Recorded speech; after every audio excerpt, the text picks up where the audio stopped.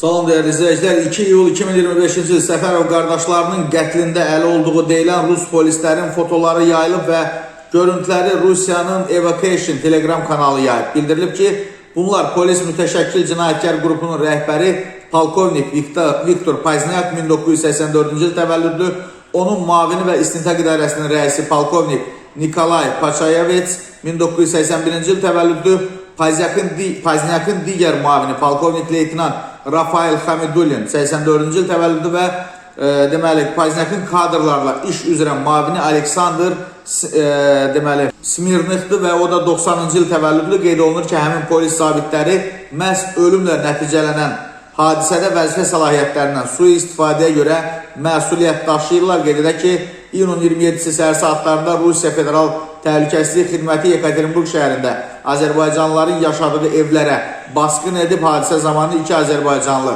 Ziyəddin və Hüseyin Səfərovlar öldürülüb, bir neçə nəfər saxlanılıb. Öldürülən Azərbaycanlılar tanınmış jurnalist Seyfəddin Hüseynlinin qardaşlarıdır.